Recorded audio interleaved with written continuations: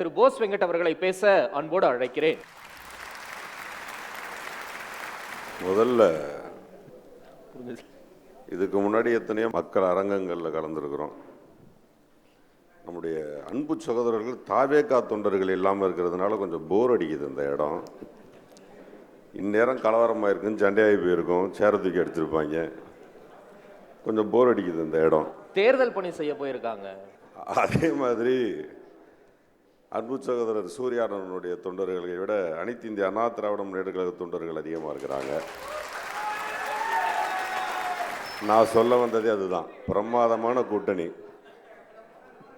பிரமாதமான கூட்டணி. ஏன்னா அதை முதல்லையே நான் கவனித்தேன். நான் அக்கா பேசுனா இவங்க கைதட்ட மாட்டேங்கிறாங்க, அண்ணன் பேசுனா அவரு கைதட்ட மாட்டேங்கிறான். இதில் கூட்டணி சரி, ஓகே, அந்த கூட்டணியை பாராட்டுவோம்.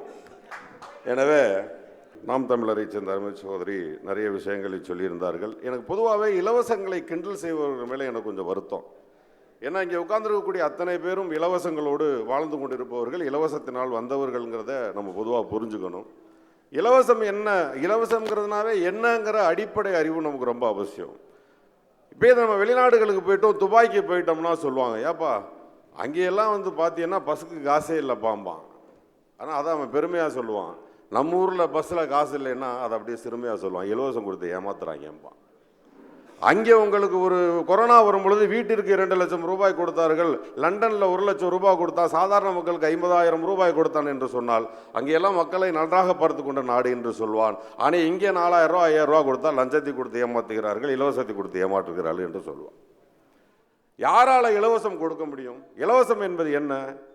இது ஒரு ஒன்றியத்தால் ஆனது, நம்ம ஒரு மாநிலம். அப்போ ஒன்றியம், மாநிலம், மாநிலத்திலிருந்து வட்டி வழங்கப்படுகிறது, வரி வழங்கப்படுகிறது. இந்த மாதிரி எல்லா மாநிலங்கள்லேருந்து வரியை நம்ம கொடுக்குறோம், சென்ட்ரல் நமக்கு ஷேர் பண்ணி கொடுக்குது. அதையும் மீறி ஒரு இலவசம் கொடுக்க முடிகிறது என்று சொன்னால் ஒரு மாநிலம் தன்னிலை வளர்ச்சி பெற்றால் மட்டும்தான் கொடுக்க முடியும். அப்படி ஒரு மாநிலம் தன்னிலை வளர்ச்சி பெற முடியுங்கிற ஒரு தலைவர் மட்டும்தான் இலவசங்களை அனௌன்ஸ் பண்ண முடியும்.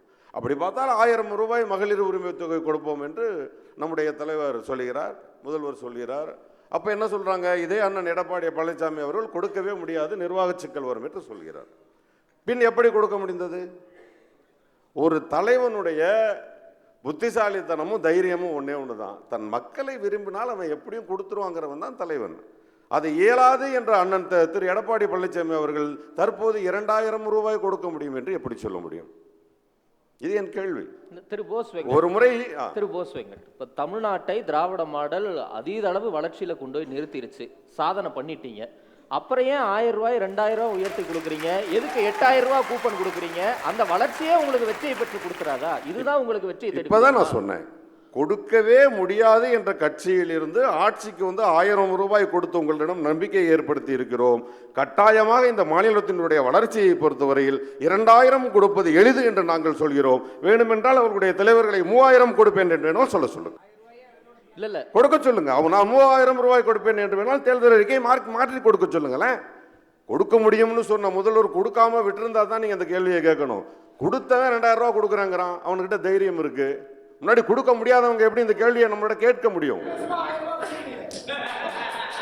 என்னமா இல்ல, உங்ககிட்ட நிறைய கேள்வி இருக்கும். நான் ஏற்கனவே சொன்னதுதான், மேடையில் ஏறி பேசக்கூடிய தகுதியை வளர்த்துக் கொள்ளுங்கள். நல்லா வாங்க, எல்லாரும் நல்லா இருங்க, அதைத்தான் நானும் வேண்டிக் கொள்கிறேன். என்னை மாதிரி பேச்சாளராக ஆவார்கள், அக்கா போல் அரசியல்வாதி ஆவார்கள், பின்பு பேசலாம். நீங்கள் தற்போது பார்வையாளர்களும் கேட்பதற்காக மட்டும்தான் வந்திருக்கிறீங்க. சகோதரி மாதிரி சொல்றதுக்கு எனக்கு தெரியாது, பிரமாதமா பதில் சொன்னேன். எனக்கு பதில் ஏன்னா அவங்க வீட்டு வளர்ப்பு அப்படி. அண்ணன் சீமான் மாதிரியே பிரமாதமா பதில் சொன்னாங்க. நாங்க ரொம்ப மரியாதையாக வளர்க்கப்பட்ட கட்சி, நாங்க ரொம்ப மரியாதையாவே பேசிட்டு போயிடுறோம். ஆமா, அதற்கு பிறகு அதான் நான் சொல்லிட்டேனே, நான் எப்பவுமே சொல்ல, நான் திமிர் பிடித்த திமுக காரன், தனியாக தான் உங்களோட பேசுவேன். எனக்கு நல்லா ஞாபகத்து இருக்கு, ராயபுரத்தினுடைய வேட்பாளர் என்னுடைய அருமை அண்ணன் ஜெயக்குமார் அவர்கள் வந்து ஒரு அழகான ஒரு சிங்கம், அந்த சிங்கம் ஒரு அழகான ஒரு வார்த்தை சொன்னார். நானாச்சும் ஜெயிச்சிருப்பேன், ஏன்டா பிஜேபியோட கூட்டணி வச்சு என்னை தோற்கடித்தீர்கள் எனது சிங்கம் சொன்னதை அப்போ யாரும் மறுக்க முடியாது. அருமை சகோதரி அவர்கள் கேட்கிறார், இது மாதிரி எதுக்கு நீங்கள் தமிழ்நாட்டுக்கும் டெல்லிக்கும் எதுக்கு போட்டின்னு சொல்லி கேட்குறீங்க, தமிழ்நாட்டுக்கும் இங்கே அதிமுக தான் இருக்கே, அதிமுகவுக்கும் போட்டின்னு கேட்க. உண்மையிலே எனக்கே உண்மையிலே அது ரொம்ப வருத்தம் உண்டு. திமுகவிற்கும் அதிமுகவிற்கும் போட்டியாக ஆரோக்கியமாக இருக்கக்கூடிய, தமிழகத்தை வளர்க்கக்கூடிய அந்த நம்ம மாநிலத்திற்கான கட்சியாக இருக்குன்னு தான் எனக்குமே ஆசை. அம்மையார் இருக்கும் பொழுதோ புரட்சித் தலைவர் இருக்கும் பொழுதோ இங்கே தான் எல்லாமே தீர்மானிக்கப்பட்டுச்சு. நீங்கள் என்னைக்கு தொகுதி உடன்பாடை டெல்லியில் வச்சுருக்கீங்களோ வச்சப்போ டெல்லின்னு தானே சொல்லணும். நீ அங்கே தானே தொகுதி உடன்பாடு பண்ணீங்க, திரு அமித்ஷா அவர்களோடு தானே உடன்பாடு பண்ணீங்க. அப்போ உடன்பாடு பண்ணால் எங்களுக்கும் டெல்லிக்கும் போட்டியுமா இல்லை எங்களுக்கும் தமிழ்நாட்டுக்கும் போட்டியா? அதனால டெல்லிக்கு போட்டின்னு சொல்லாமல் வேற என்னத்தை போட்டின்னு சொல்லுவோம். ஆகவே அது டெல்லிக்கும் தமிழ்நாட்டுக்குமான போட்டியாகத்தான் அது கருதப்படுகிறது. அதே போல கூட்டணியை பற்றி பேசும் பொழுது சொல்கிறார்கள், அதை ஒரு கிண்டலாக வேற சொல்றாங்க, காங்கிரஸ் வந்து எப்போ வேணா தாவேகாவுக்கு போயிருக்கலாம், எப்போ வேணா அங்கே போய். அதை அந்த அரசியல் கட்சி தலைவர் சொல்லவே இல்லையே. எந்த கட்சி தலைவர் சொன்னார்? திரு ராகுல் காந்தி வந்து சொன்னாரா, நாங்கள் இதுவரையும் தாவேக்காக போய் போகிறதுக்காக காத்துக்கிட்டு இருக்கிறோம், நீங்கள் வேணா சீட்டு கொடுங்க, நாங்கள் திமுக வருகிறோம் என்று சொன்னாரா?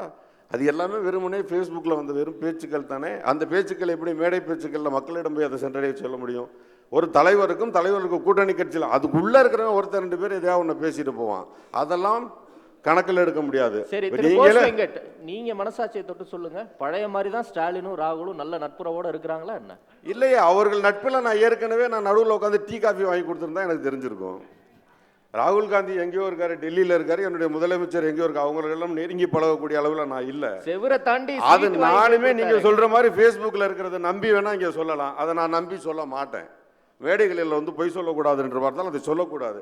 அங்கே எங்கேயோ ஒரு கட்சியில் அந்த பிரச்சனை இருக்குது, இந்த பிரச்சனை, கூட்டணி கட்சியில் கம்யூனிஸ்ட் 5ன்றாங்க.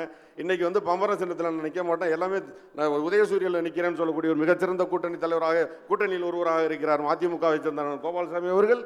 திரு கமலஹாசன் அவர்கள் எனக்கு வந்து சீட்டே வேணாம், நீங்கள் அதிகமான இதில் நில்லுங்க சீட்டுகள் சொல்லக்கூடிய தகுதியுடைய கமலஹாசன் அவர்கள் இருக்கிறார்கள். இது கூட்டணியில் பிரச்சனையா?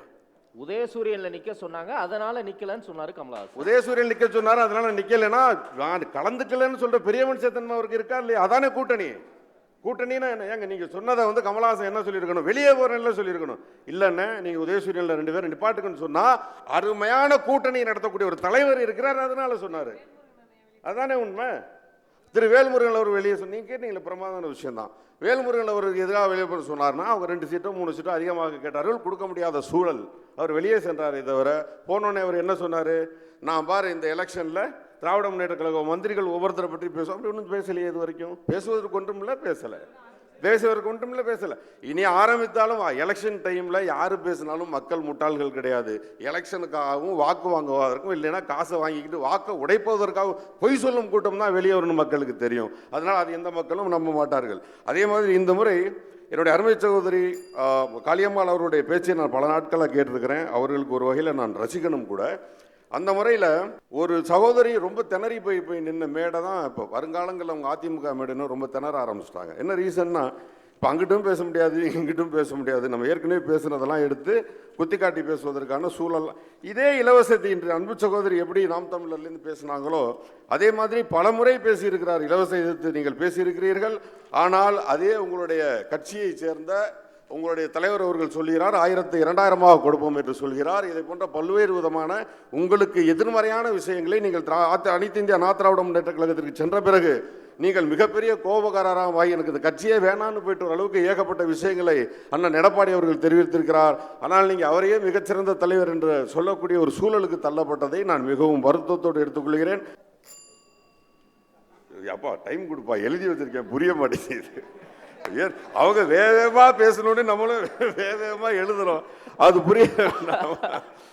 அதே மாதிரி எனக்கு தெரிஞ்சு ஜெயலலிதா அம்மாவை அவங்க அசிங்கமா பேசுற மாதிரி நான் கூட பேசல.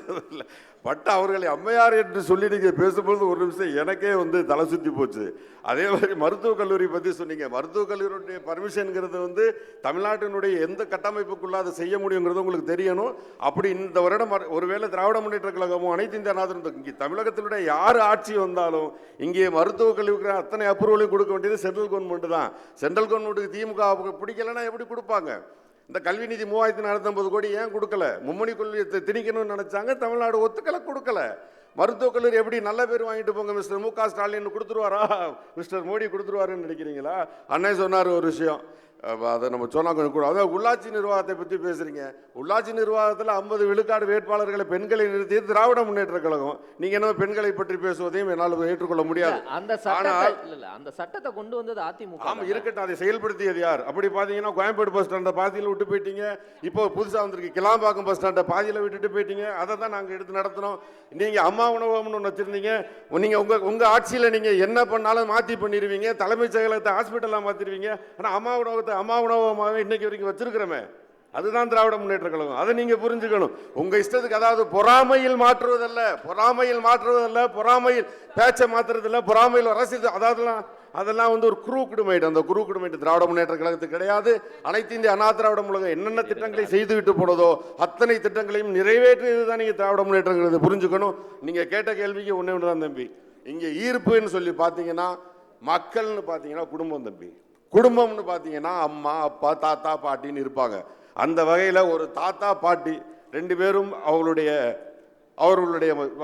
இல்லம் தேடி அவங்க வீட்டுக்கு செல்லக்கூடிய மருத்துவமாக இருக்கட்டும், ஒரு தாயார் என்று எடுத்துக்கொண்டால் அவர்களுக்கு செல்லக்கூடிய மகளிர் உரிமை தொகையாக இருக்கட்டும், அவருக்கு செல்லக்கூடிய அந்த மகளிர்களுக்கான விலையில்லா பஸ்ஸாக இருக்கட்டும், அதே போல அண்ணனை எடுத்துக்கொண்டால் நான் முதல்வராக திட்டமாக எடுத்துக்கிட்டும், அக்காவை எடுத்துக்கிட்டா இலவச லேப்டாப்பாக இருக்கட்டும், தம்பி தங்கச்சி எடுத்துக்கொண்டால் கல்லூரி வழங்கக்கூடிய மாதம் 1000 ரூபாயாக இருக்கட்டும், இப்படி ஒரு குடும்பத்தில் இருக்கக்கூடிய அனைவருக்கும் போய் சேர்ந்த ஒரே அரசு இந்தியாவிலேயே இந்த திராவிட முன்னேற்ற கழக அரசு தான். ஆக ஈர்ப்பு என்பது திராவிட முன்னேற்ற கழகத்திற்கு தான். திரும்பவும் சந்திப்போம். நன்றி திரு போஸ் வெங்கட்.